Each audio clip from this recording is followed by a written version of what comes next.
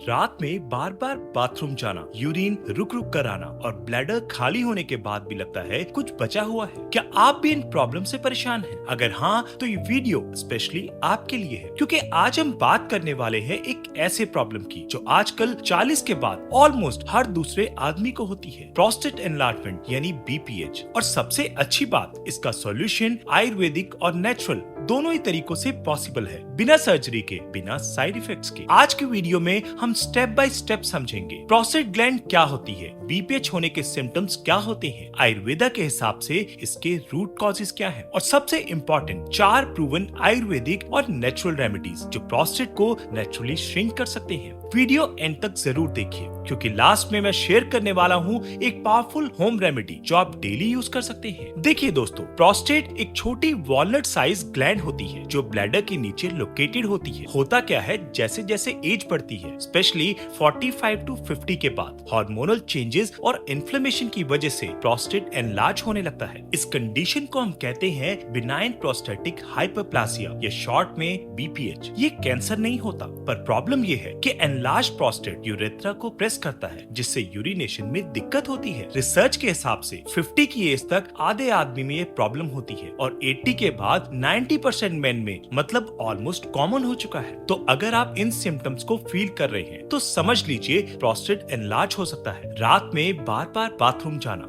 Urine का stream week होना, start करने में दिक्कत, ब्लैडर एम्प्टी ना होने का फीलिंग, अर्जेंसी और ड्रिबलिंग। लेकिन कुछ रेड फ्लैग सिम्टम्स हैं जिनके लिए आपको तुरंत डॉक्टर से मिलना चाहिए। यूरिन में ब्लड आना, सीवियर पेन, बिल्कुल यूरिन ना निकल पाना या फीवर के साथ यूरिनरी सिम्टम, ये इमरजेंसी सिचुएशन होती है। मॉडर्न साइंस कहता है कि प्रोस्टेट एनलार्ज होने की वजह होती है hormonal imbalance, mainly DST, dihydrotestosterone hormone, chronic inflammation और सेडेंटरी लाइफस्टाइल। लेकिन आयुर्वेदा कहता है जब वात दोष इम्बैलेंस्ड होता है तो मूत्रवाह स्रोतास यानी यूरिनरी चैनल्स डिस्टर्ब हो जाते हैं। साथ ही कफा और मेदा धातु की एक्यूमुलेशन से ब्लॉकेज होता है, जिससे यूरिन फ्लो स्लो पड़ता है। तो जब हम वात और कफ को बैलेंस करते हैं तो प्रोस्टेट नेचुरली श्रिंक होने लगता है। यही है आयुर्वेदिक हीलिंग का root principle, treat the cause not the symptom. Remedy number 1, gokshura. Gokshura एक शक्तिशाली डाययूरेटिक और रेजुविनेटिंग हब है। ये यूरिनरी फ्लो इंप्रूव करती है, स्वेलिंग कम करती है और ब्लैडर को स्ट्रेंथन करती है। कैसे यूज करें? 1 टीस्पून गोक्षुरा पाउडर को गर्म पानी के साथ सुबह और शाम लें। ड्यूरेशन कम से कम 6 से 8 वीक्स। प्रिकॉशन,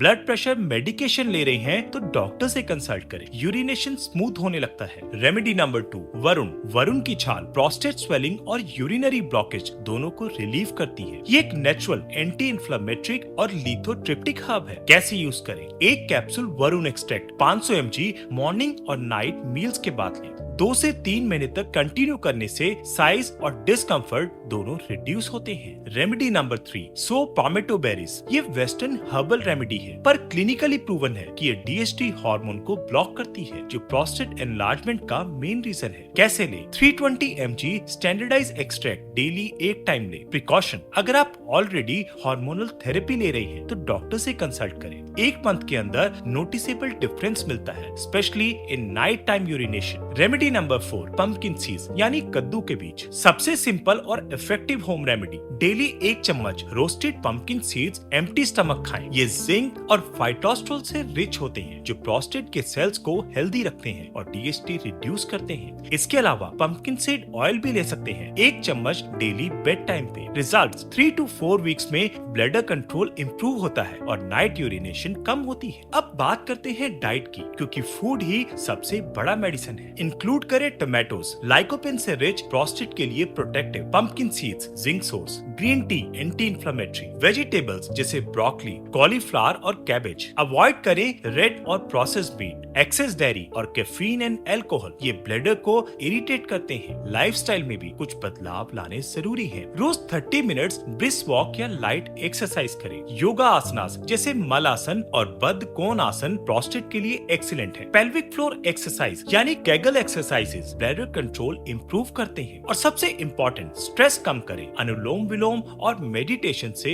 वात बैलेंस होता है। तो दोस्तों, अगर आप इन आयुर्वेदिक और नेचुरल रेमेडीज को रेगुलर फॉलो करते हैं तो आपको 4 से 8 हफ्तों में जरूर रिलीफ मिलेगा, लेकिन पेशेंस जरूरी है। और अगर प्रॉब्लम सीवियर है तो अपने डॉक्टर से कंसल्ट करें। मैं हमेशा कहता हूँ, बॉडी अपने आप हील कर सकती है, बस उसे सही सपोर्ट चाहिए। अगर वीडियो हेल्पफुल लगा हो तो लाइक करें, सब्सक्राइब करें और बेल आइकन प्रेस करें। अपना एक्सपीरियंस कमेंट सेक्शन में शेयर करें और उन लोगों के साथ शेयर करें जिनके पेरेंट्स या रिलेटिव्स इस प्रॉब्लम से गुजर रहे हैं। For personalised consultation visit sattvikhelics.com। Stay healthy, stay natural. नमस्ते।